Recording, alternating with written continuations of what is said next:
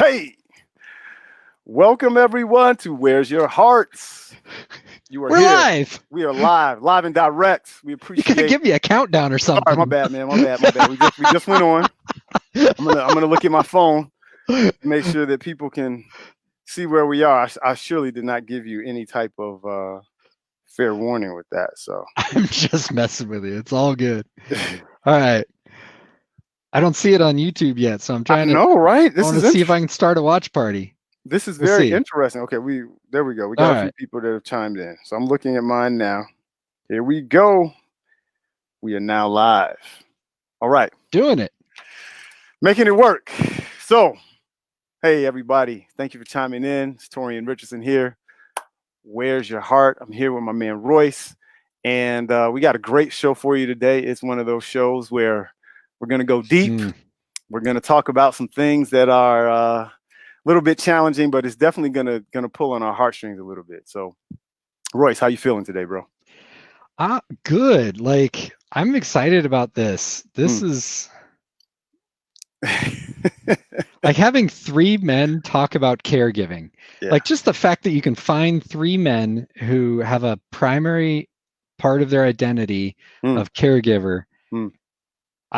Like that's fucking cool. Yeah. Like I always feel like I'm alone in this, you know? Yeah. Well, I think that we're going to find out. I mean, we had a little bit of a preliminary conversation with our guest. So there's a lot of commonality. And I think as we start to talk, and whether we have people that are chiming into the live stream and or that are going to watch things on YouTube, I think we'll find out over time that there's a lot of people who are not in it right now are going to be in it and are aware of what we're going to be talking about too. You know what I mean? Yeah, and I think the other thing is just by like, how do we normalize caregiving for men? Is a conversation we need to be having. It like when my kids were first born, I remember saying we need to decide who's going to stay home because I wanted to stay home, but I was making more money, and my spouse at the time felt like she was obligated to stay home. And even though we had the conversation, so it's definitely like this is a thing. Yeah. I wonder how much different things might have been if I had stayed home their whole life instead of just the last 13 years, 14 years with them. So yeah, it's a lot there, man. A lot there. So let's start to unpack it. But here's a good thing. So we have some of our regulars, right? So we got my man Gerard chimed in. He said, "Peace. This is my guy from way back, man. We go back. We grew up together. This is the day one. So peace, brother. Appreciate it, man. Appreciate all the support, and I love you. I absolutely love you, Gerard. Appreciate it. And then we have Doreen chiming in. She says, "Hey, Torian. Hey, Royce, down in Florida." Very good people always chiming in every week. So we definitely appreciate the support. So please make sure, if you are watching right now, that you start a watch party, that you share with other people, because this is a topic that I know for a fact that everybody is going to want to hear and or in some way, shape, or form, maybe even chime in at some point. So now is a really good opportunity to start to share with your network and get people to kind of throw their voice into it, right? Yeah. All right, man. So you know how we start, right? Gratitude. What are you grateful for, my brother?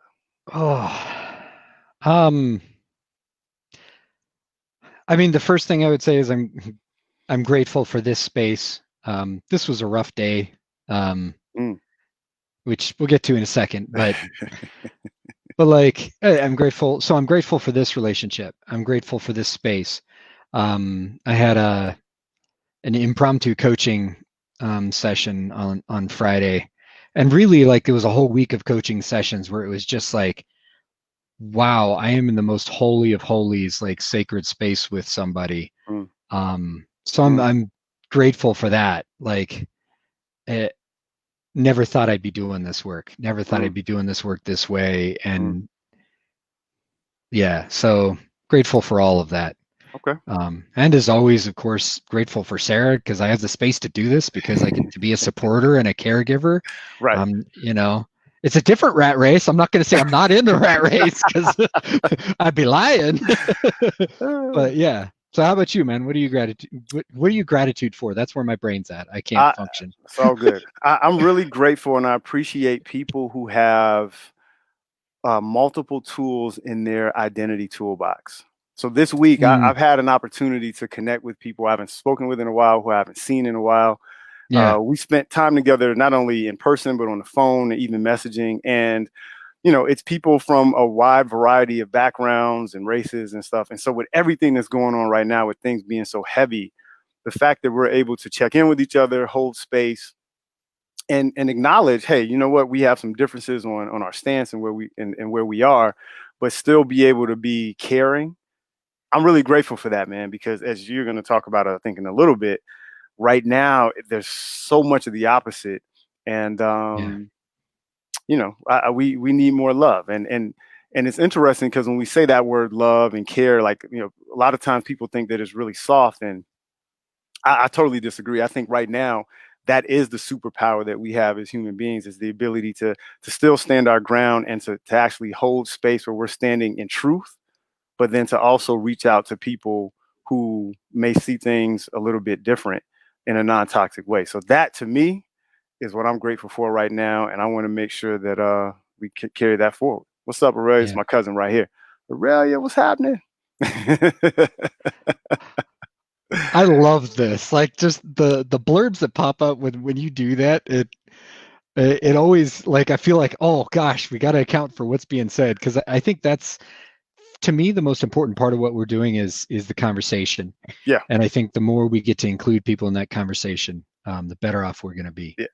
Well, Um, it's important, man. I mean, that's this space is not just about you and I talking. I mean, we want engagement. We want people to chime in. The comments mean a lot, and like we said when we started off, those people who are tuning in every week, who are sharing, who's watching the YouTube, that outside of the live session, that means a lot. Every single one of you all. So yeah, yes, I want to make sure we get comments up there and we acknowledge everybody. So thank you, and please share. yeah, yeah, Please share. yeah, yeah. All right, man. So interesting week, right? Let's If talk by a little bit. interesting you mean like interesting is really just code for, man, there was some shit that hit the fan this week. There was some shit. Yeah. Last week You now. go. So what two things that stood out for me? The first one, I'll start off with something that's near and dear to my heart. One of my fraternity brothers, one of my Phi Beta Sigma brothers, an icon in the civil rights movement, somebody who has touched the lives of hundreds of thousands of people, if not millions, and who was a man of making good trouble, but making sure that you make trouble for the right things, passed away this week, and we're talking about, of course, Congressman John Lewis. That really touched me in a way that wasn't.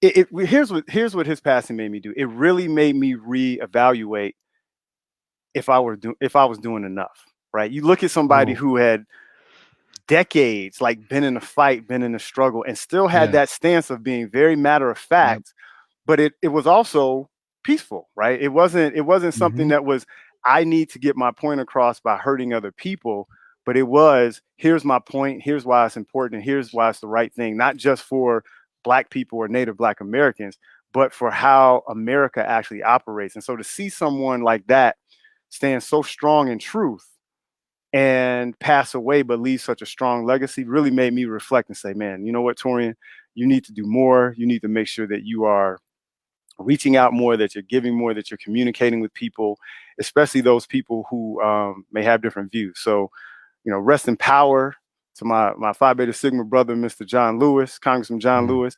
That's one of the things that really stood out to this week, and I think I've been thinking about it for the past few nights. Just how do you make a more exponential impact in the world? And then the second thing, we talked a little bit about this before we got on the broadcast, is my man Nick Cannon and some of his comments that he made. I think it was about 2 or 3 days ago around melanin. And I'm super paraphrasing what he said because I didn't watch the whole thing, but it was something along the lines of, the more melanated you are, the more connected to your soul, and those who aren't as melanated. I think he used the word savage. I can't remember the context, but I do know that was a word that he used. And so it was interesting because I've kind of been a pseudo fan of Nick Cannon. I mean, I've seen some of his shows. I can't say I really followed everything that he's done. But I did like the podcast. I do like, it hasn't changed, the podcast that he has. But what was interesting to me was the words that he used and who he was talking to and around using those words. And then what has happened over the past day or two, which is because Viacom dropped him and some of the big sponsors that he had kind of dropped his shows. And then I feel like he had a little bit of a backpedaling. And now I think he's presenting it in a way that is more reflective and more contextualized to what he was trying to say. So just to watch that dynamic happen within 48 to 72 hours is interesting when you start to think about industries and Hollywood and stuff like that. It really made me reflect on like, we talk about having a seat at the table, but the thing that came up to me was like, you're always reminded of whose table is it really, even though you have a seat. So that's what kind of stood out from last week. What about you? No, I got a riff off of that, man, because I think that's we were talking about this earlier, but it bears repeating and repeating for me, because I got to remember this, that this isn't just about solving racism or solving sexism or solving ableism. It's about the fact that the table still exists, that it's the system of power, and it's specifically the system of power over, and the intent to dominate, control, that is the problem at the core of our culture. And that one, I got to say, like, one of the places I fell down last week in our interview with Tim, I couldn't figure out why it bothered me, but when we were talking about the notion of that I hear from a lot of evangelicals around, I gotta win hearts for Jesus, as though I have the truth and you don't. That is still a domination. That is a domination imperative, and it's bluntly, it's not who Jesus was. He was never a domination imperative person. If like, as an atheist, I'm not sure that the man existed, but regardless, the way the story is told, and bluntly, the stories are told, some of the same stories are told throughout Judaism. Some of them are in other cultures throughout the Middle East at the time. So like, they are obviously important stories to humanity, regardless of whether you want to believe in a figure of Jesus or not. Right. But the notion that he did not need to dominate over, because that's exactly what he was up against in the Empire of Rome. And that's, I think that's the real problem. We got to address, why is there a fucking table that you're supposed to sit at in order to have a voice? Why can't you be way the fuck out there and still matter? That's a huge question. I mean, that's a big question, and of course, I mean, that's something I know we should have a whole episode just on that topic, because there's a lot to unpeel, a lot to unpack. But yeah, I understand where you're coming from. Like, to really think about like the table, why does it exist? How do we have more of a collaborative where everybody's bringing their voice and their contribution to create something new? Because we talk about this. I mean, that's what this show is about. It's about co-creation. It's about listening. It's about compassion, and it's about, at least for me anyway, finding middle ground and making that ground a little bit more fertile in places where normally things would not grow. Like, to me, that is innovation. That's growth. That's the exponential expansion of the human experience. So we got to table that one, though, for lack of a no, it's true. we got to table that one. We got to table that one. So we got that, and then we also got, like, as I hear you repeating the Nick Cannon stuff, like, there was part of me that hears that and says, yeah, when you are a marginalized voice in this country, it's well established that marginalized voices are more embedded with a community and have a greater sense of their need for community, because community is the only reason you can survive being Black in America, right? Like, and so I hear elements of that, and I'm like, man, that's not insulting at all to me. It reminds me of everything I miss as a white man. Like when we talk about what it means to be white, and here I'm talking more about the cultural construct of whiteness than the melanation issue, right? But that's, like, right there, man. What's my sense of community as a white man? It's bro time, and it's got to be surface, and it's got to be bullshit. Because if we ever touch on something actually meaningful, if tears ever cross our eyes, we are fucking thrown out of that club. So, right? Like, there's a problem there. Okay. That too is It's another a whole podcast nother. for show. That's Okay. another one, man. That's another one. So But that's good because that actually bleeds into what we're talking about with caregiving a little bit. so and then the other last week now thing that I'm sitting on is the fucking kidnappings that are going on in Portland right now. Okay, Like when tell me more. we're watching uh we're watching some kind of fatigue dressed people with a police stencil on parts of them. Keep in mind the term police traditionally is only used for state and local agencies. Okay, So the fact that groups are using this, and apparently it sounds like they're federal agents, like this. So we have documentation of people just being grabbed off the street by men in military fatigues and thrown in unmarked vehicles. mm-hmm. Um, Starts to read very much like secret police kind of bullshit. Mm-hmm. And now, and so I did just read an article, somebody saying, well, if you look closely enough on one shoulder, there's a patch that identifies this particular person in this particular video as being this particular branch of the US government. But frankly, how do I identify that patch as being any different than the militia groups, the white supremacist militia groups, especially right now, Mm-hmm. that are running around in fatigues, showing up at protests in full military looking gear? Like, how do we know that these groups aren't white supremacist militias? I guess it just Where are the the whole groups? thing. Where are there in particular cities? Because we talked a little bit about this. Yeah, I haven't seen anything on. I'm not familiar with it at all. I mean, so right now it's been documented, pretty well documented in Portland. It's enough that the ACLU is on board filing lawsuits. The state government is filing judicial actions. The House, of course, has asked for an investigation. Blah blah blah. I saw one report of something happening in Columbus, Ohio, but that was one report, and I'm not sure how much faith to place in that.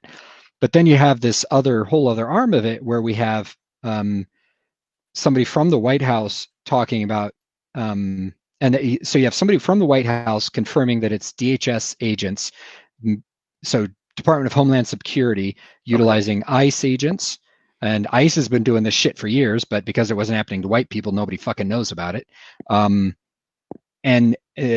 And you also have Customs and Border Patrol agents doing this.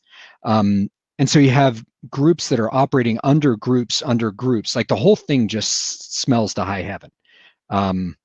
It's terrifying. So anyway, you team that up with the White House person saying we're targeting cities where the liberals aren't dealing with the problem, is kind of how it's being phrased. Okay. And you team that up with what Trump has constantly been critiquing liberal mayors and Democratic mayors of these cities as not, and it starts to look like a very coordinated effort that is political, that is using these things that are questionable in the first place. Like, should ICE agents be breaking down doors without identifying themselves in the middle of the night to kidnap immigrants? I don't think that's a good thing either. Like, we got multiple problems on problems here, and now using them in this way to reinforce a political stance, like this is really problematic. Especially when you look too at the fact that a lot of the protests, there was some violence at times, but for the vast majority, we've had 54 days of fucking protests in a row. Every goddamn day in this country, we've been protesting so that Black Lives Matter. And most of it, the vast majority of it, has been peaceful. Vast majority. So this starts to look like a chance to ratchet things up, because when you start ghosting people like this, things are going to happen. The other thing that's weird about it is all of the accounts where I've read firsthand accounts, it was basically just, it was catch and release. So they'd put them in a holding cell for the like 24 or 36 hours or whatever the hell the limit is, and then they'd kick them loose. They wouldn't fucking charge them with anything. They often didn't even question them. It's under the pretense of things like graffiti of federal property. Like, this isn't America. That's not who we are. Wow. Give me liberty or give me death. Well, those guys are just gone. Like, where are they when this is happening? Yeah, it's interesting because we want our principles and values to be universal. right? Like these should be things that, regardless of political association or affiliation, that we actually implement in how we show up as American citizens. So yeah, from everything you're saying, man, that sounds like it could be dangerous, like seriously, seriously dangerous. Yeah. Yeah. Man. So that's a lot. That's a lot to touch on. I mean, we actually talked about like 4 different shows, but none of that has to do with caregiving either. But yeah, Well, so go ahead. it does and it doesn't. Like, Talk to me. because one of my fears in this is like, as I experience also the anxiety that, okay, like I think we're headed, like there's part of me that thinks we might be headed for civil war.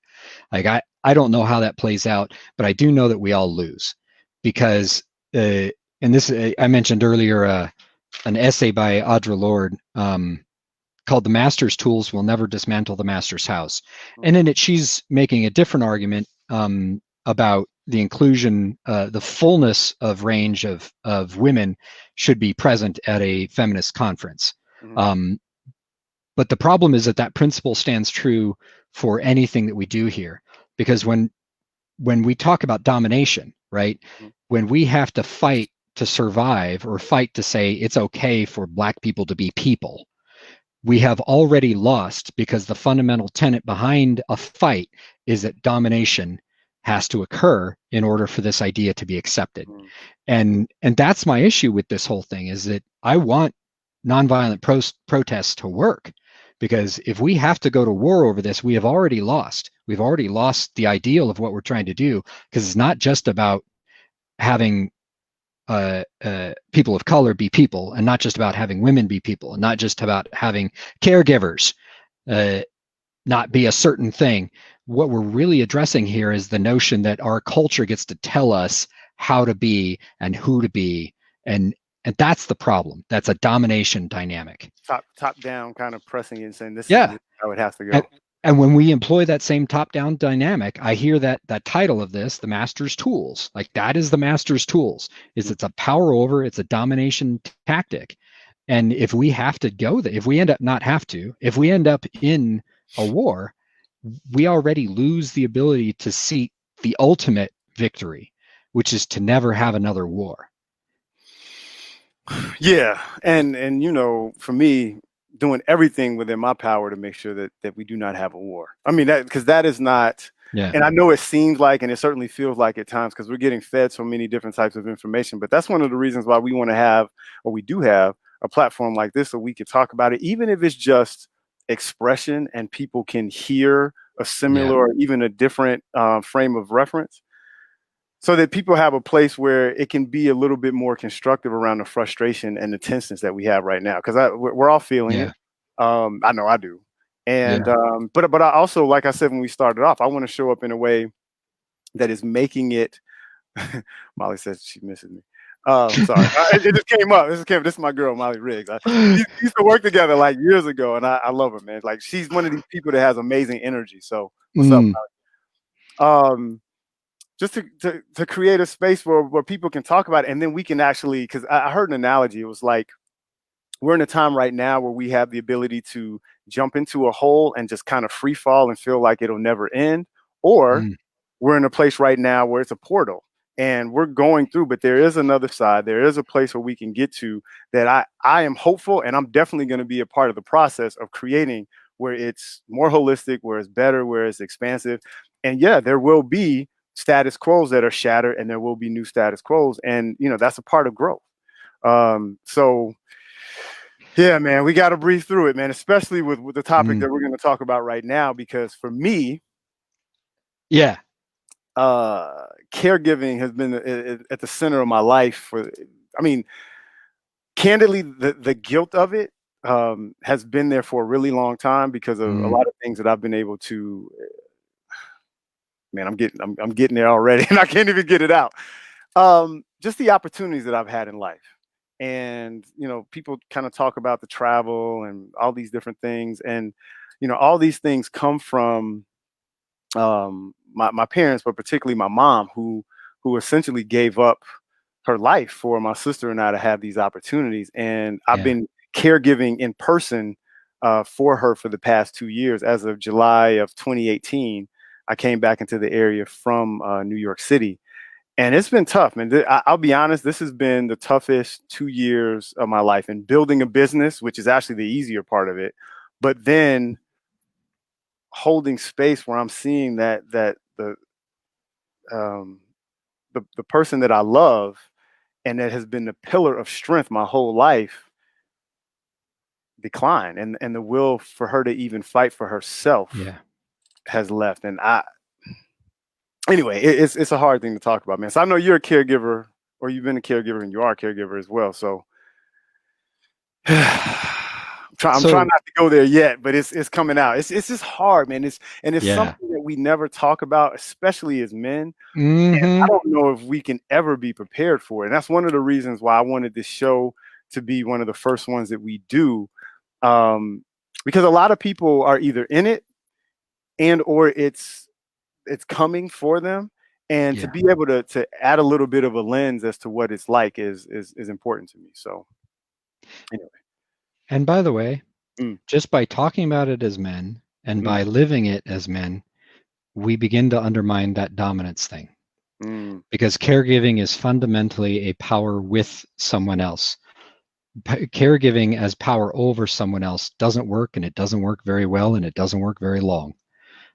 ooh, oh boy, that's You know true. what I mean? That's Right? very true. That's very true. Like And I'm it's highly I'm highly aware of that right now because my kids are 19 and 21, okay. and I live with this constant secret fear that they're just going to fucking disappear from my life. Mm, And I'd never see these two amazing people.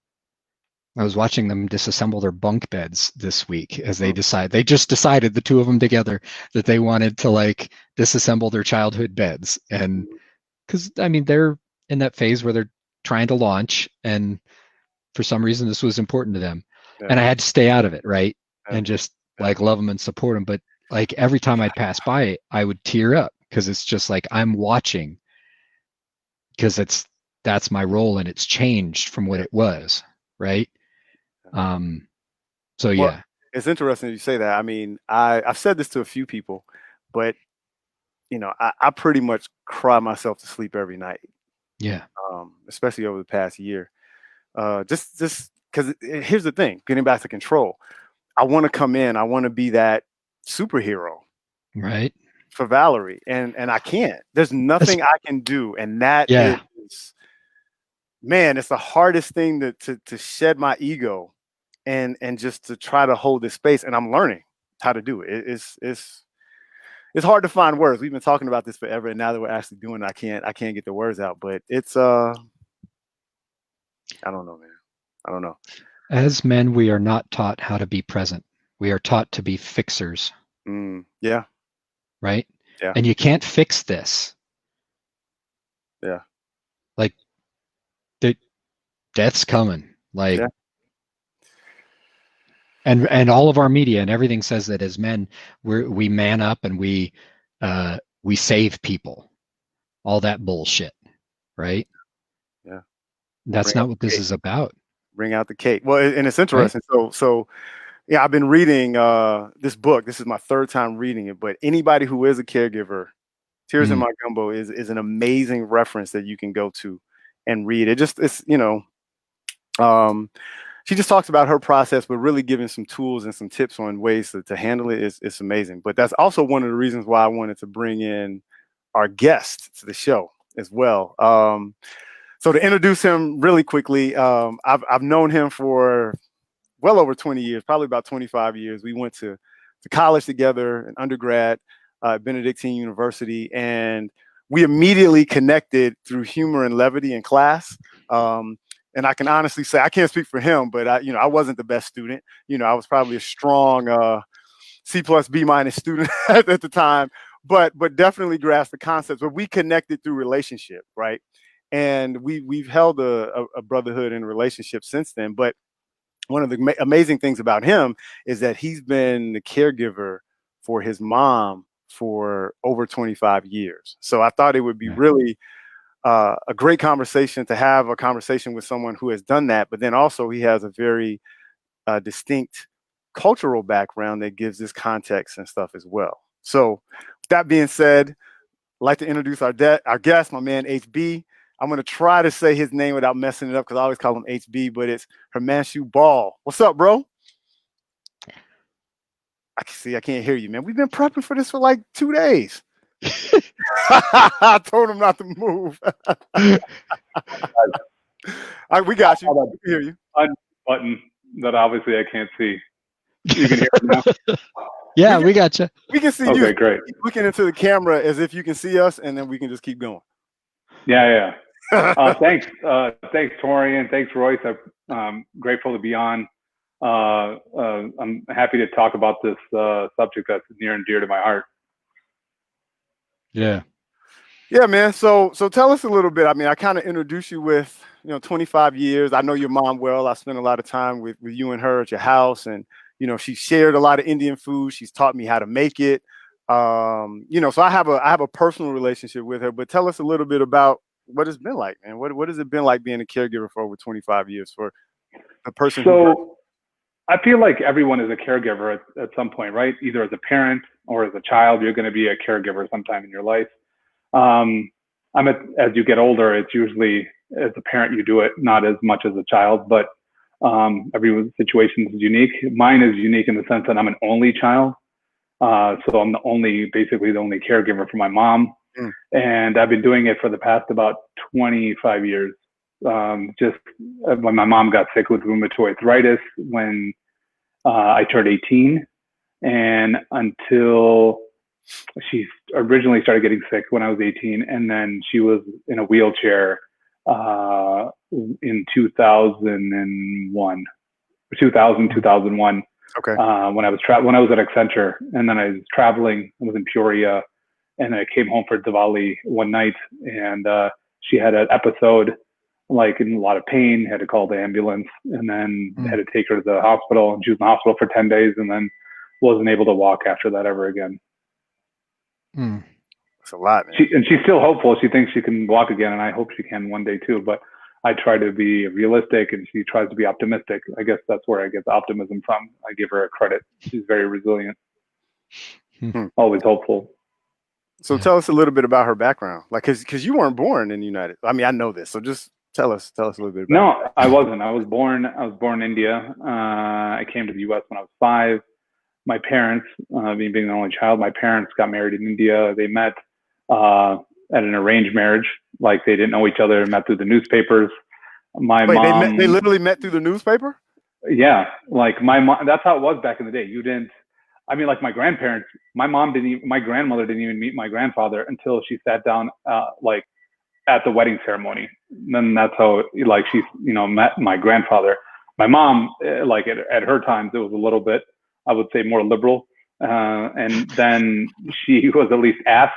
At the grandparents' age, you weren't asked. You were just like, you're marrying this person, and then you show up at the wedding, and then you're marrying that person, and hopefully you get to see that person on the wedding day. But my mom wanted to marry someone from a military background. She was very much a tomboy.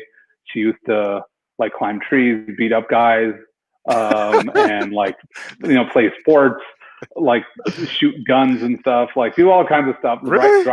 Ride motorcycles. Yeah. So she ended up marrying my dad, meeting him through the newspaper. She never had known him, and my family, was a business family, and typically in arranged marriages, you marry someone with the same background. She was not. My dad was not of the same background. He was 3 generations of military service, and he was a lieutenant colonel in the Army. And she met him, she saw him, and she found him very attractive, and she loved the fact that he was in the Army, and they met for like 10 minutes or something, and they got engaged and got married like a few days later. So that's how they met. And then unfortunately, the 1 month of whatever their honeymoon, courting, the courting period before they got married, my mom thought it was the best time in her life because my dad was great and charming. And then after she got married, he was terrible, and he was physically abusive, not even as mentally abusive, more physically abusive. And like I mentioned to you guys offline, only memory I have of him is of hitting her, putting cigarettes out on her, and it's rough. And he put her in the hospital, broke her jaw, ran her over with the car. A lot of not so good things. So I would say the only good thing that came out of that is me becoming like my mom and not being like him, and and looking out for women, and like, not, realizing that you don't want to be a man like that. You want to be, I'm grateful my mom took me out of the situation, because if I would have been in that situation, she stayed with him, like often some women do, or a lot of women do, I could have turned into him. And she wanted to make sure that I didn't grow up and be influenced by someone like that. And then she pulled me out of that environment. And she went back home. And when she went back home, coming from a business family, she tried to be independent like she always was, even before marriage. She tried to get a job, which was looked down upon in India back at the time. If you were from a business family, you didn't work. You stayed at home or in the family business. So my mom would try to go get a job in a library or something like that. And then my uncle would find out, then he would go buy the company wherever she worked. And so he's like, if you don't fire her, I'm going to fire you, whoever worked at wherever the company she was. Wow. And then when my mom's older sister got married, she's like, do you want to come to the US? My mom literally just went and got a passport in 48 hours. She's like, bought a ticket. 48 hours, she bought a passport. And then with $1,000 in her hand, she moved to the US and brought me along. So that's how our life started in America. And moved to cold ass Chicago, of all places. Couldn't have been California or somewhere, Florida or Hawaii. But my uncle was an engineer here in Chicago. So that's why everyone settled here in Naperville and Chicago suburbs instead of like nice San Diego or listen, man, it's the only issue. Somewhere else. The only issue with home is that it's just cold, man. You know what I mean? It's just cold. I love Chicago. I love Chicago. I curse it in the winters, but I love it. I mean, it's a great city if it wasn't, colder than Mars. So it's interesting you say that, man, because I come from a similar background where I saw my father was extremely physically abusive to my mom, and just seeing all kinds of things growing up, from guns and shootings. I mean, there's a lot of trauma, right? There's a lot of trauma. So, but for the sake of caregiving, though, how do you think that what you saw and then the relationship you have with caregiving affects you right now? And then I'll chime in with mine, because I know we talked offline, but how has it affected your relationship right now, seeing and growing up in those things? Yeah. So I feel like how it's affected me or impacted me is it's made me, it's reverse roles, right? My mom taking care of me my whole life. I mean, she still does. I mean, as much as she can. She wants to, like a nagging parent always does. Oh, did you eat? Make sure you wear your coat. 44 years old, never stop. Especially Indian parents, you could be 90 years old and they'll still tell you, make sure you eat or wear your coat or whatever. It's too cold outside, you're going to catch a cold. But the dynamics will switch, where instead of her physically having to take care of me, I do that. I'll give her a bath, I'll give her food, whatever it takes. And it's not just the physical aspect of it. You can hire people to do that. And my mom has caregivers and stuff that, that do that as well. But caregiving is not just a 9-to-5 job. There's a physical and there's also an emotional aspect of it, right? As much as it's physical, I feel like more of it is the emotional component of it. And that's the 24 hours a day part of the caregiving. Yeah. And it impacts your entire life. It really does, from your relationships to sometimes the jobs you choose, to the lifestyle you live, to where you live, everyone. So it really makes an impact. But the thing is, I'm grateful to do it because I saw my mom take care of my grandmother, and she never shied away from it. And she lived with us growing up for about 12 years. And so I haven't seen any different. So some people look at me and say, oh, you take care of your mom. Like, that's great of you. One of my cousins said something to me a few years ago. He's like, you're not doing anything great. You're just doing what you're supposed to do. The problem is most people don't do what they're supposed to do.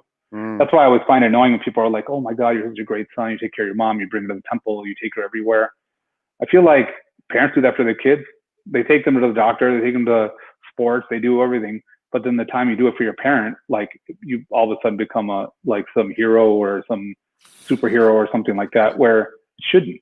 Obviously if my mom was okay and physically able and like she'd probably living on her own, I'd be traveling, and not that I didn't when she was sick, but I'm probably more independent than I am now. Lauren is like, that is so true.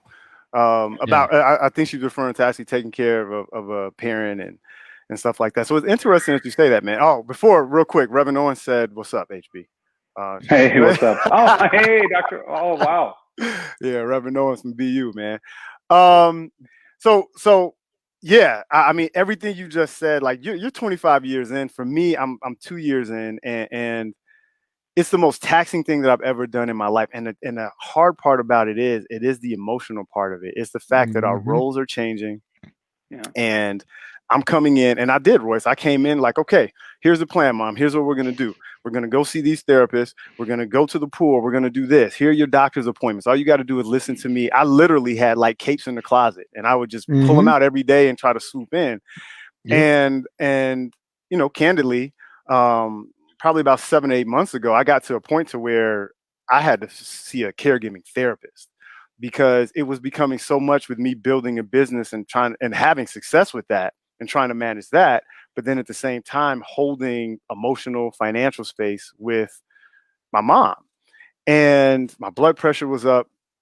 But, you know, candidly, for me, the hardest part is the guilt, you know, because you can't save them. And then, you know, should I even be trying to do it? Like, how do you, and that's what I'm in the process of doing right now, of just holding that space and letting her speak and listening instead of saying, no, do this right now, you know? There's two parts of that guilt though, Torian, too. There's the guilt of, you know, wanting to take control of like, okay, how do you do that? And there's the guilt of the sacrifices you're making, like you're moving from New York to Chicago, right? And sometimes, like, as human beings, like, no one understands this. Sometimes you'll say that I've said some really bad things to my mom over the years. It doesn't get any easier even after 25 years. Yeah. You know, it takes its toll on you, and always will take its toll. It's a continuous thing, but it's always hard, and it'll always be hard. I'm sorry you're 2 years in, but it'll always be hard. So I don't want to tell you the next 23 years are going to be easier. They're not. But the thing is, you're going to feel guilty. But the thing is, the easier you accept it, the better it'll be, because the more you fight it. I think that's the thing for me, is a lot of times I get frustrated. I'm like, why am I in this situation? That's you need to realize. You can walk away, but you're not going to. So you're better off accepting it. And on top of that, seeing that person diminish in health, physically, mentally, whatever, it doesn't make it easier, because then you get more frustrated, because then you having to care even more. Yeah. What are you thinking, Royce? Well, I mean, and so here's the, like, I'm not caregiving for a parent, so there's a fundamentally different role here. Like mine was one of, like, when you start out with a baby, it's actually not appropriate to relinquish control, right?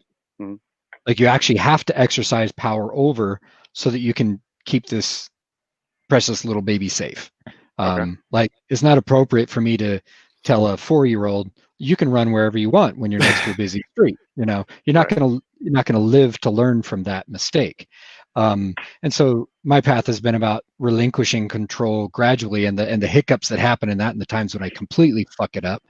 Sarah and I fucked it up this week. And you know, in transitioning to, no, this is your decision, and we had this relationship has to matter, right? But you guys are in the opposite of that, where it's heading this like less and less, and more like, how do you stay present when you have no control over it? So the first question that comes up for me is actually around boundaries, and it's not. So when we talk about this, because I laugh because we talked about this already. I don't have any, or my mom doesn't have any. So. Well, okay, so there's those boundaries, and then there's also knowing the boundary of, like, knowing where your light ends, knowing where you end, how much you have to give today, right now. How do you do that in the situation you guys are in? You want to go first? Because I'm not, because Torian is not, I have not done it very well. Like, well, then talk about that. Well, okay, so I have this book behind me that says ego is the enemy. Okay, so I'm reading that for a reason, more than once, because, you know, I want to show up as a peaceful, compassionate person, and I am, but I also have an ego. I think that I can come in. You know, I've had to do a lot of things in my life alone, and I've been successful, and so you get this complex of, I got it, like, put it all on my shoulders. I'll carry everybody. And what I realized, particularly over the past year, is that I can't. And then what happens is you have so much on your shoulders that you can't even carry yourself. Then it started to affect relationships. Then it started to affect the business that I have that's growing, opportunities from a professional standpoint. And that's why therapy, which is one of the things that we talked about on the list, was so important, because the guilt that I had at one point, and then, to be quite honest with you, you know, a level of resentment, right? I mean, let's be candid. Like we're at the point where, from a societal standpoint, these are our prime earning years professionally. Like there are certain things that we should be doing. And, when having a certain level of formal education, I guess is the best way to say it. I look at some of my peers and it's like, boy, like I could and should be doing that. But then there are things that it doesn't really hinder, but you have to consider when you're looking at professional opportunities. And so, I started to build a little bit of resentment. Now, there are plenty of opportunities that are there right now, but how do you process it? And then how do you show up in a way where you're processing that? You've created those boundaries to where you have a level of self-care, but then when you're showing up, you're just holding space and not trying to solve that problem. That is something I'm still in the process of trying to work through. I'm just being honest. It 100% is. And it's hard because you can't inject the will to fight into other people. You can try to inspire it. You can do things that help embolden other people, particularly those people that you love. But and I work in this industry. I mean, I'm an executive coach, right? I work in culture science. I work in investing in early stage companies and stuff like that. So it's almost like the antithesis of what I do professionally, as opposed to giving advice and saying, hey, let's do this. And here's the strategy. And here's how we implement it. It's just, how do you sit back and just kind of hold that space? And it's tough to navigate. It really is. It really is. Yeah. So, go ahead. No, I was just going to say, it's called caregiving, not control giving, right? So I learned that. I learned that. Okay, I'm writing that one. Just to piggyback off of your comment is hey, I've been doing this for 25 years, and I just learned this lesson like a week ago, like literally. And seriously, I learned this like a week ago, and the reason how I came to learn this lesson was, so my mom's diabetic, she has rheumatoid arthritis, she has sarcoidosis. I'm always scared. Like the doctor told me on March 11th, when I had her last doctor's appointment, when she had a sinus infection, he goes, when coronavirus there was, I think, 2 cases in Chicago at that point. And he's like, if she gets it, he's like, if you get it, you'll be fine. Cause a lot of the younger people weren't affected. It was mostly 60, 70 plus. Right. But if you get it, you give it to your mom, game over. He's like, she won't survive. He said it to her face. He said it to me. So it's freaking me out. For the first month or so, 2 months, I was literally in paralysis. So as I've gone through, I was like, okay, there's got to be something we can do it, like to help her, like with the coronavirus, and then look at, we're at home right now. I'm at home right now. So how do I help her from a health standpoint, build her immunity, right? Because she's immunocompromised. I was like, well, she has, obviously I can't change her, rheumatoid arthritis, but I can help with her diabetes. She has type 2 diabetes. She got from taking the medications to help. Fortunately, sometimes you try to fix one ailment and then you take the medicines and then they mess up another ailment, they create another illness. My mom, so she has type 2 years. Yeah. So I said, okay, I want to reverse her type 2 diabetes. The doctor said, her endocrinologist said, definitely possible. It's through diet. I was like, okay, I got to get her weight under control. She's not super heavy, but like she's heavy and she's on type 2 diabetes and she's a pretty healthy eater overall. But there's a reason, like no matter even how healthy you are, you can always, tweak and tune to make things better. So I started researching and trying to figure stuff out. And then I started looking into like the keto diet and fasting and stuff. So I started doing it, had some success, lost the weight. And then she started noticing and I was like, all right, I'm going to put her on the diet.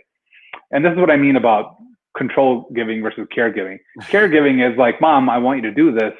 And then even my cousin, who's the physician, she's like, yeah, even her doctor is like, all right, like you don't have to have her do the exact like keto, like from A to Z, have her do as much as you can.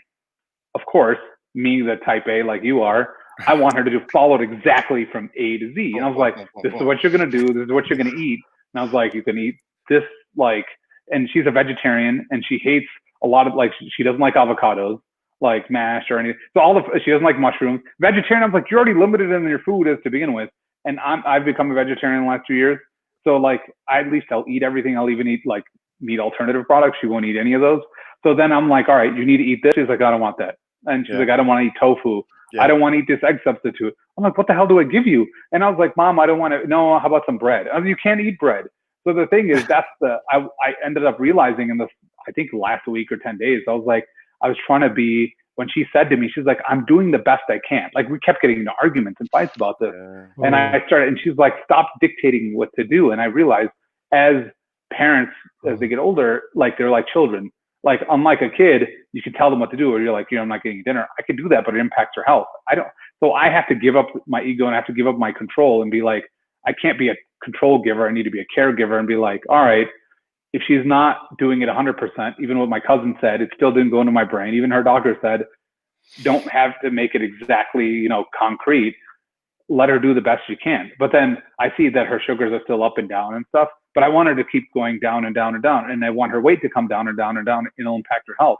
But that's what I realized is like, I got to be a caregiver, not a control giver, and just support her. She may not like you, with your mom, right, Torian? You want to take her to therapy, or you want to take her, and then a lot of times she doesn't want to go. Yeah. All you can do is be like, okay, she wants to go. Like 0% of the time. Yeah. And that's all you can do is support someone. End of the day, and I told her, I was like, Mom, no matter what I do, I can't fix you. Just like I can't fix my own health. No one can come in here, not a trainer, not a doctor, not a dietitian, can be like, here, put this in your mouth, eat this, right, or go to the gym and work on this. Ultimately, it's up to us. All I can do is, unlike other people who are not caregivers, they'll just give you advice and walk away. My goal is to be here 24/7, is to help you with whatever you need. Okay, if you're not going to eat this way, eat 80% of the time. Fine. I'll modify your meals. I'll try to, you can't do exercise. All right, fine. We'll do yoga sitting in your chair and do breathing exercises. We'll do whatever you can and that's the lesson I think I learned 2 weeks ago after doing this for 25 years. Wow. Yeah. Lauren's nailing that too. Yeah, Lauren is hitting it, right? Like parents don't want to relinquish control to their kids. No, they don't. No, they don't either. Yeah. I mean, sometimes I'll say, just basic things kind of that we would all agree upon, but simply because it's coming from me, it won't happen. So I get that too. But I will say that this has helped me in all aspects of my life, particularly over the past 6 to 7 months, because it has forced me to kind of step back and say, all right, how do you see things more from a third person, right? And then how do you listen better? And what's so amazing about this is that this is actually what I do for a living, right? I mean, I work in this space professionally and I know it and I get it, but it's a little bit more calibrated when it's your mom and you feel like, hey, this is something you should be doing, as opposed to creating a space where she actually feels comfortable and she feels safe. So it has helped me personally and professionally, but the journey to get there has been bumpy. It's been very bumpy in doing that. It really truly has. I got a question for you, HB, because you've been doing this for almost 3 decades. So talk to us a little bit about relationships and dating and stuff like that. What has that been like? Challenging, because when you're dating, I feel like, I think when I was early on in my journey, when I was in my 20s and dating, I didn't grasp the concept of it until now. You're not dating as a single person. You're basically, you're dating as a couple, whoever. You could have 2 parents, you could have 1 parent. When it's like dating when you have a child, because you have to, seek a relationship and look for something that's not just beneficial for you. You have to look what's beneficial for both of you, for your household. And I think early on in my life, and that was a part of it, right? The immaturity, or the, I guess the lack of, you didn't know it. Of acceptance. I didn't lack of acceptance, or I didn't know. I was ignorant. Let's just say that, ignorance. You were doing what you were doing. I didn't know what I was doing. There's no manual for this, right? So there was no Dr. Spock of taking care of, for your parents. Maybe there is, but I never read it. So sorry, that's a lot. I put it up on it. I saw so much there, but Kate was talking about, taking care of her dad at the age of 16. So it's challenging, and being an only child, and so dating, it really impacts your relationships, because like you're going out and then you're dating someone, and then you're bringing someone back into your life. Well, they may not like the lifestyle you live. They may not. And if you're individual, you're not just working on it with one-on-one, because in any relationship, it's like, being married or any kind of serious relationship, it's hard enough with one-on-one. Imagine then adding another person on there. Just like if you had a child, right? Like, they may not be suited in the situation. The thing is, from a society standpoint, people are more accepting. If a child doesn't like that person, people can walk away from relationship, and people are like, oh, that kid doesn't like such and such, like their girlfriend or their boyfriend. it's okay. You don't have to look after my child. Child could be 15 or 13 or 12. It could be, it's not like a 1-year-old, but and people are accepting of it. When you're older and you're like, I need to walk away from a relationship, or it's not working, or it's challenging, and then and it's being impacted because of a third person, because of a parent who you're caregiving for, people aren't as accepting. Right. And people going into a relationship, they make you feel, we talked about this offline earlier, was that people make you feel less than. So I literally did 2 years of internal, after my divorce 2 years ago, it took me 2 years of evaluating myself for the last 2 years of looking within. I was like, everyone's like, you're a great guy. Why are you divorced? Why did you have these bad relationships? Why do you keep meeting all these stupid, shitty girls and all this stuff? In the end, I started realizing I had to dig deep and realize, okay, man, I've been having relationships break off for the last 15 or 20 years. There's something, even if I'm picking the shittiest girls in the world, I'm picking them. No one's like chaining me up to them and handcuffing me to these people. So, what I realized in those last 2 years after my divorce of internally searching was that when my mom had gotten sick, and at the time I was like early to mid 20s, when I was looking to be in a serious relationship or thinking about settling down, and within that few year time period, 26 and above, I was in a serious relationship. That was the first time I started dating someone seriously, and we fell in love, and we wanted to get engaged. And then the girl's parents, like the girl's mother, wasn't accepting not only of me. I mean, she wanted her daughter to marry a doctor and live a great life and all this stuff. And I was just starting out my career right out of college. But the bigger issue was, she was like, I don't want my daughter to be a caregiver for your mom. And she said it to my mom's face. And it gave my mom and when she broke off the relationship, because we got engaged, or we were just about to get engaged, we got engaged, and then her mom came and broke off the engagement with her parents. It was like Indian. So when they came and broke it off, her mom said it to my face. And her daughter wasn't happy about it, because she and I were in love, but her mom was adamant about it. And she was like, no, I don't want this for you. You're going to regret it later. And she said it to my mom. And then my mom, for 5 weeks after it broke off, my bedroom was next door to hers, across from hers. And in the middle of the night, she'd wake up crying every night for 5 weeks. And your mom. My mom was crying every night for 5 weeks. And I would come in the room, and she was having nightmares. And I was like, what happened? She's like, and she was crying, and she was like, I'm sorry, because of me, your relationship broke off, and you're not going to be happy. You lost your happiness and your girlfriend because of me. And I was like, screw that. And the thing is, I said, it's them, not you.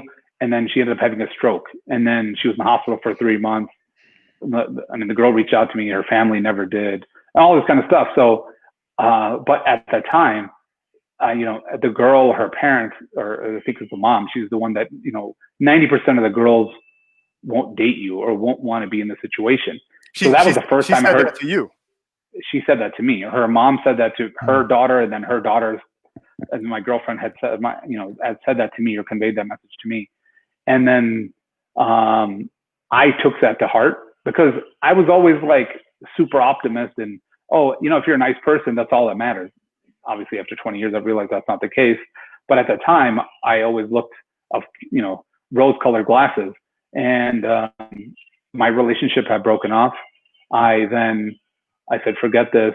And then every relationship since then broke off from that, is because I took that not just intellectually, I took it to heart. And then so after that, after people were trying to set me up in relationships and trying to get me married and all this stuff, I said, okay, I tried this on my own, it didn't work. I'll go to India and get an arranged marriage or whatever. I just said, hey, just find me someone who'll look after me and who's willing to live with my mom and take care of my mom. And so that was my only criteria. But the problem is, then the people I would get set up with, I would have never, if my mom was in the picture, I've never have chosen those people, ever. Okay. And the thing is, intellectually or personality or whatever, my only criteria was, oh man, if someone would be like, oh, don't worry, she'll look after your mom, I would be gung-ho in that relationship. It was like a trigger, almost like a hypnotic trigger. Like you see people in hypnosis, that one word triggers them. When they would say, oh, they'll take care of your mom, that sentence, that phrase, I was totally like, oh, sure. Even though in my gut, I was like, no way, I don't want to be with this person. And now I realize that. So after taking that to heart, relationship after relationship after relationship, I kept getting into relationships and thinking like, oh, I'll make it work. But it was I went into it for the wrong reasons. And I realize that now, that some of them obviously were them, but I was a part of that equation as well. Is I wasn't, you call it ignorance, you can call maturity, you can call whatever. I did not know what I really wanted. And not only what I really wanted, I did not know that I have to make a decision for my family and what's best for my family, not just for me, because this house is not just me. There's another person in this house that I care for. So whoever that person is going to come in, it has to be of that. But it can't be just that person either. I can't just be, okay, I'll put myself to the side and just my mom. Yeah. It has to be both of us in the formula. The first part of my life, the early dating stages of my life, I just looked at myself. But then I would date, and then that didn't match up with, having to caregive. But then when I swapped, I would say, one extreme to the other, then I was like, all right, I went to the other end of the pendulum, and I was like, all right, who cares? I'll just find someone who understands I'm a caregiver, and because they like me, they're willing to be one too. Mm-hmm. And then that wasn't working either. And now I realize, so when now I hear girls tell me, and I would be very upset by it too when I would hear it before for like 20 years. Oh, 90% of the girl, it would even make me upset or angry or sad. And now if someone tells me I was like, that's cool. It's just like someone says, I won't date someone who's like, less than 5'10" or whatever. Or I won't date someone unless they're whatever, well, they're a doctor or whatever. It's a personal preference. He's 6'7". So you can say that. But the thing is, two of you picking on the short guy here. That's what's going on. But the thing is, you come to realize. I think that's the thing is, once you come to that acknowledgement, and then once you learn that, and then you have a self-confidence. I feel like that's the part I was missing for the last 20 years. I didn't have that confidence to say no to those families and be like, or to those girls or their parents and be like, screw you, or even not even get mad about it and be like, all right, that's cool. And that's that's your own personal preference. But then, then obviously you're not suited for me. And now if someone says it, and the thing is, in that process, you then try to, I guess, bow down and try to be more of what the other person wants. And then you give up who you are. But eventually we are all who we are, right? As we get older and older, we are set in our ways, and we're going to eventually go back to who we are. And then when you're trying to bow down and trying to make the other person happy and try to give into whatever wishes they had, and then you're going to be miserable, that misery is going to come out. And then you've chosen the wrong person. And on top of that, you're not acting like who you really are, just trying to make someone else happy. Yeah. And then when you are, and then you're also then adding to the misery of the relationship. And that's what I've come to realize. Now I'm like, someone says, oh, I don't want to be with you, or your mom says, I'm like, all right, that's cool. Nothing phases me anymore. So how about what anyone says. Real quick, what about professionally? I know for me, it hasn't really, business has been great, right? My travel has been a little bit less because, people who are listening or watching, and you all know I travel a lot. Business has actually been amazing. But for me, has that affected you over 25 years from a career standpoint or professionally at all? So again, as my mom always would put herself second, put me first. Her doctor, when she had gotten sick when I was 18, she was 40 when she first got sick, and she refused for the first 10 years. Even when she was in a walker, she would still be going to school and working in a nurse's office. And the doctor was like, you got to stop working. She would be like, no, I have to pay for my son's school. He's at Benedictine until he graduates. I'm like, let's stop working. So when I graduated college and when I started working, I was at Accenture, and then I had to start traveling. And for the first 10 years of my job, I was traveling internationally. I mean, not even just domestically. I was in Dubai, and I lived in London, and I lived in South America, and going to Hong Kong. I liked India. I lived everywhere. And the thing is, my mom's like, oh, it's okay, I'm fine.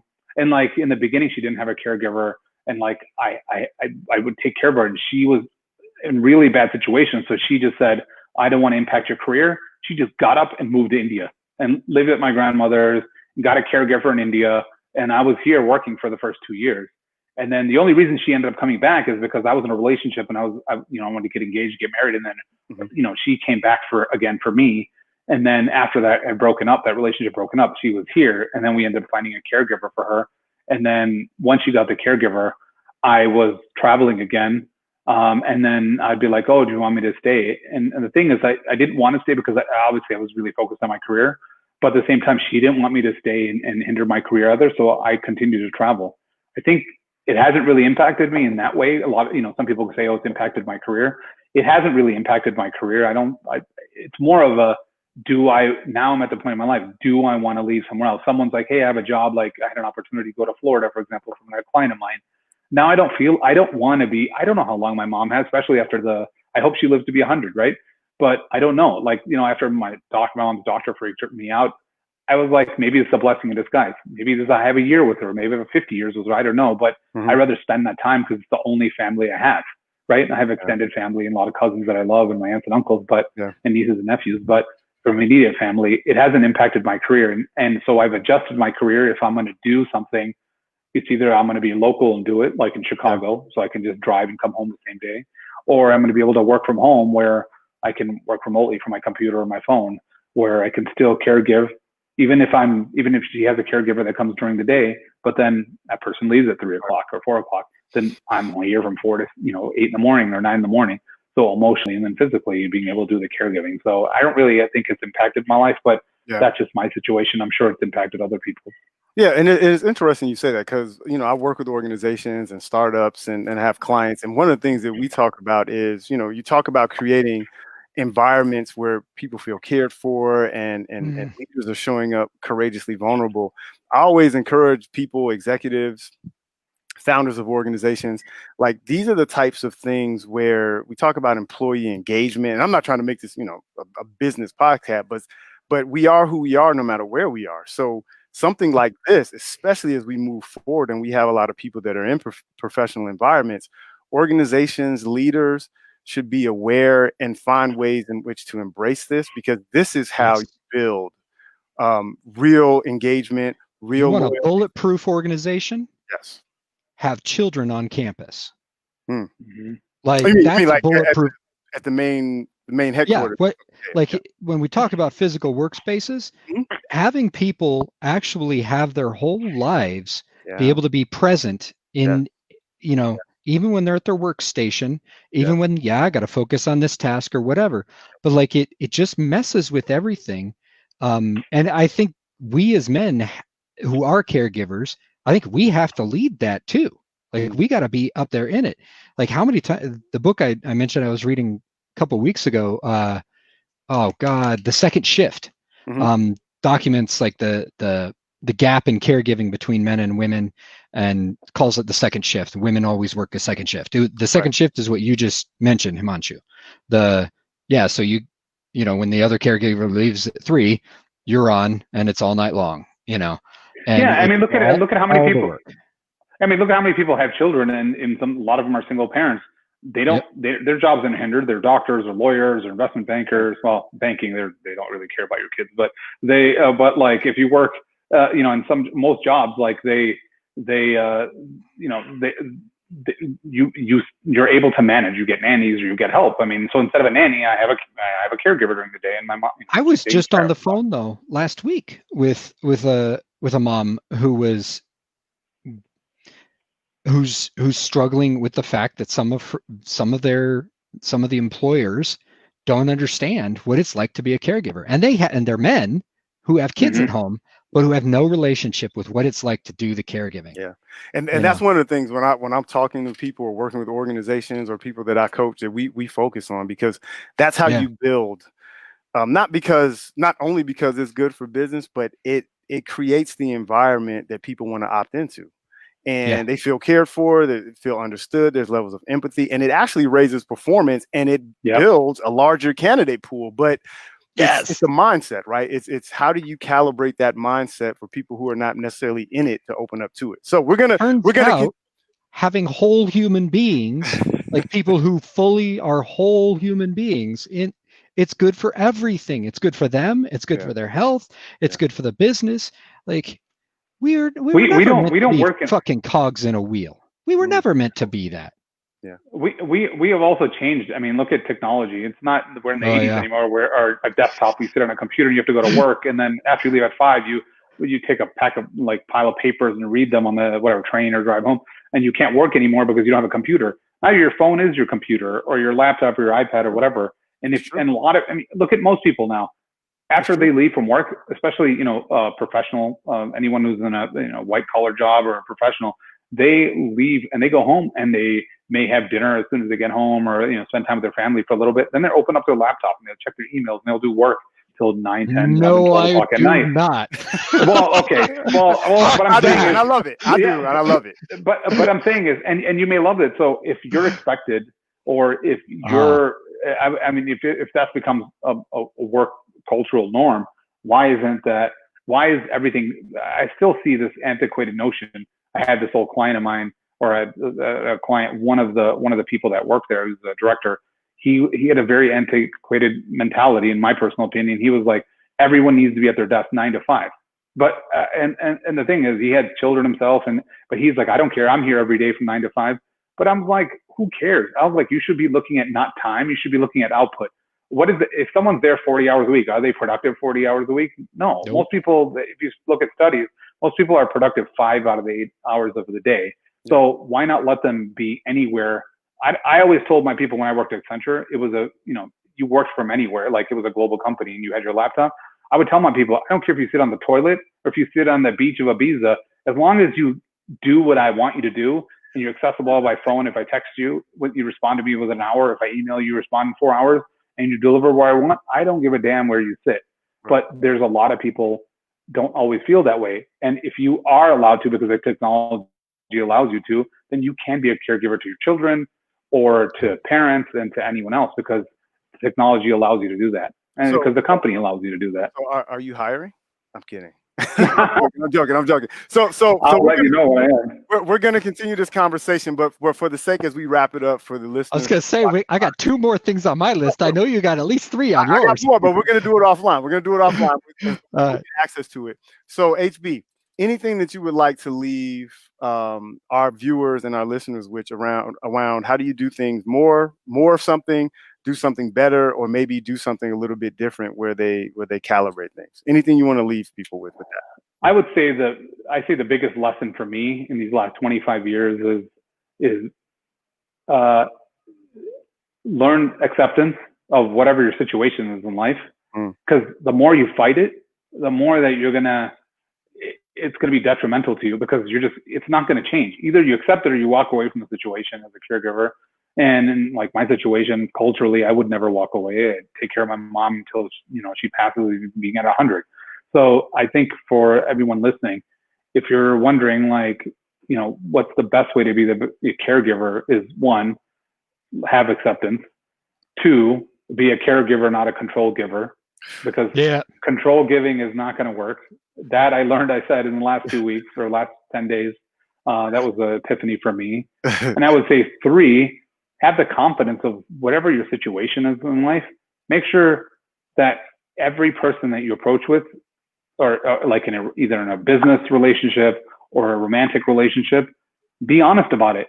Don't be like, oh, don't worry, like we'll spend 5 days a week and I'll take my mom out one day a week or whatever, and she'll be happy. If you're used to taking her out 5 days a week or 7 days a week, that's your life, and you've accepted that. And then so whoever that you're going to go look for in say a romantic relationship or even a business relationship, I'm sorry, but I have to take her out. I'm not going to be like, I used to take her out 7 days a week and I'm going to take her out 1 day a week, because now your caregiving relationship has changed. Either you have to find out the person you're caregiving, if they're in acceptance of it. If they're not in acceptance of it, then it's going to cause friction with you and your parent or the person you're caregiving, or you're going to give a false sense of a hope to someone else who said, oh, now I have all this time from that person. You just got to be honest with that other person. Be like, hey man, this is 24 hours and 7 days of job. If you like me and maybe I make you laugh for the 5 minutes a day or 10 minutes or whatever time you get to spend with me, are you willing to take this journey with me? Because you find me whatever, you're attracted to me, or find me like funny or emotionally fitting for you. And I think that's the best person, is just be true to yourself and be true to the other person, honest with them and the situation that you're in. Okay. But don't ever, and the final thing I will say, don't ever downgrade who you are as a person and be like, oh my God, I'm in a poor situation.